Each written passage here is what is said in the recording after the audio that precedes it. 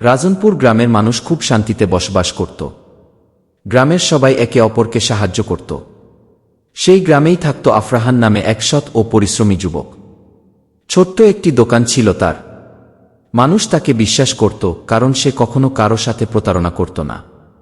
আফরাহানের ৩ জন বন্ধু ছিল, রাকিব, মিলন আর সোহেল। তারা সবসময় বলত, আমরা তোমার সত্যিকারের বন্ধু। আফরাহানও তাদের খুব বিশ্বাস করত। একদিন আফরাহান অনেক কষ্ট করে কিছু টাকা জমাল। সে ভাবল, গ্রামের মানুষের জন্য বড় একটি ব্যবসা করবে, যাতে সবাই উপকার পায়।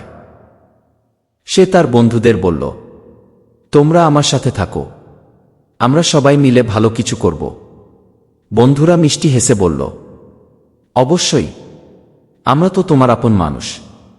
কিন্তু তাদের মনে ছিল অন্য কিছু। এক রাতে রাকিব বলল, যদি সব টাকা আমরা নিজেদের মধ্যে ভাগ করে নিই? মিলন আর সোহেলও লোভে পড়ে গেল। তারা গোপনে পরিকল্পনা করল আফরাহানকে ঠকানোর। কিছুদিন পরে তারা ব্যবসার সব টাকা নিয়ে হঠাৎ উধাও হয়ে গেল। আফরাহান খবর পেয়ে ভীষণ কষ্ট পেল।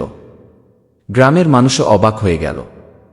যাদের সে ভাইয়ের মতো বিশ্বাস করেছিল, তারাই তার সাথে বেইমানি করল। রাতে একা বসে আফরাহান আকাশের দিকে তাকিয়ে বলল, হে আল্লাহ, আমি তো কারো ক্ষতি করিনি, কেন এমন হলো? তার বৃদ্ধ বাবা এসে বললেন, বাবা, জীবনে সবাই আপন হয় না। কিছু মানুষ সামনে হাসে, পেছনে ছুরি মারে, কিন্তু মনে রেখো, বেঈমান মানুষ কিছুদিন ভালো থাকলেও শেষ পর্যন্ত সম্মান হারায়। আফরাহান আবার নতুন করে শুরু করার সিদ্ধান্ত নিল। সে পরিশ্রম করতে লাগল। গ্রামের মানুষ তার সততা দেখে আবার তাকে সাহায্য করল। অন্যদিকে রাকিব, মিলন আর সোহেল টাকার লোভে একে অপরের সাথেও ঝগড়া শুরু করল। শেষে তাদের বন্ধুত্ব ভেঙে গেল। গ্রামের মানুষও তাদের আর বিশ্বাস করল না। কয়েক বছর পর আফরাহান সফল ব্যবসায়ী হয়ে উঠল। আর যারা বেইমানি করেছিল, তারা একা ও অসম্মানিত হয়ে পড়ল।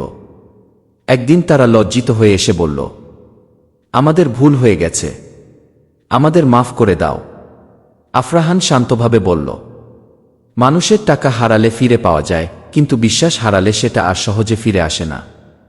সেদিন থেকে রাজনপুর গ্রামের মানুষ একটি কথা সবসময় মনে রাখত, বেঈমান মানুষ কখনো সত্যিকারের সুখ পায় না।